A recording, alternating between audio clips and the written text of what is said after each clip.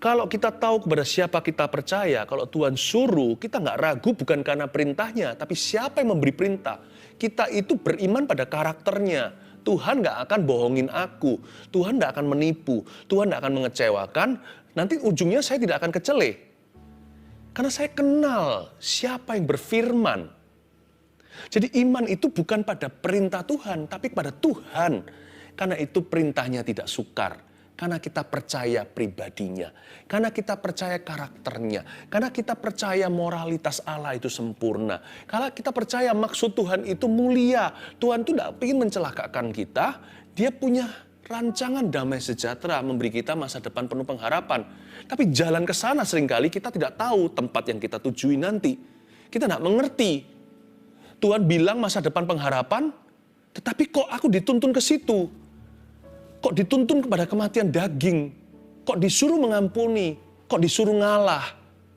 Kok disuruh mengasihi? Kok disuruh memberi? Mana susu madunya? Berangkat saja saudara. Kalau Tuhan berfirman, bertitah, dan Tuhan memberi instruksi kepadamu, jalan saja maju. Asal yang Tuhan suruh itu dalam firman, dan tidak melanggar firman-Nya.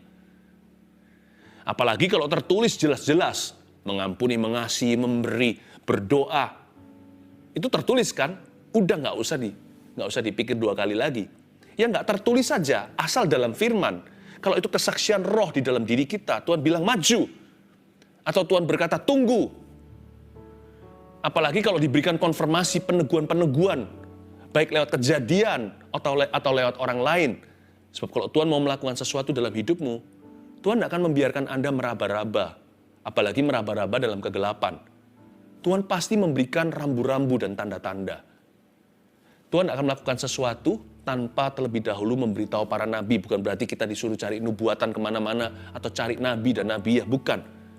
Suara Tuhan itu seperti nabi bersabda, pasti ada peneguhan. Tuhan kalau bilang sama kita sesuatu asal dalam firman, tidak melanggar firman Tuhan. Tuhan nggak pernah suruh kita berzina.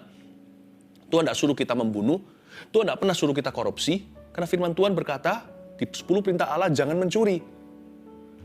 Tapi kalau itu dalam firman, dan itu spesifik untuk hidupmu, tidak tertulis di Alkitab, kuliah di mana, sekolah apa, disuruh ngambil kedokteran. Kita doa rasa seperti ada kerinduan, kok memang Tuhan taruh itu ya, nggak pernah pupus niat itu. Kalau Tuhan taruh itu sebagai kesaksian di dalam hatimu, pegang teguh. Iman itu perlu langkah kaki. Ternyata iman itu bukan teori. Iman itu juga bukan perasaan. Iman itu ada kakinya. Kaki Anda yang beriman kepadanya. Dan kadang-kadang untuk kita beriman dibutuhkan a step of faith atau langkah iman juga. Abraham tidak akan mengalami semua kemuliaan Tuhan dan penggenapan setiap janji itu kalau dia tetap tinggal di kampung halaman. Dia langsung packing, dia langsung ngepak, dia langsung berangkat. Imannya Abraham itu grade A. Sedangkan orang lain hanya berteori belaka, dia langsung melangkah. Ini orang luar biasa. Yang lainnya itu hanya grade B, grade C, grade D, atau yang fail sekalian, yang gagal. Iman Abraham itu A. Bukan berarti dia sempurna. Tapi orang ini enggak babi bu, enggak basa-basi. Tuhan bilang dia melaku. Itulah kira-kira bahasanya. Tuhan bilang sama dia sesuatu, dia jalankan tanpa ragu. Apakah iman Abraham selalu benar? Ya enggak. Kalau Anda baca soal Hagar, tetapi orang ini kalau sama Tuhan tidak membantah.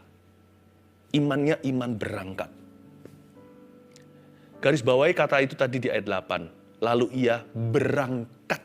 Garis bawahi kata berangkat dengan tidak mengetahui tempat yang ia tujui.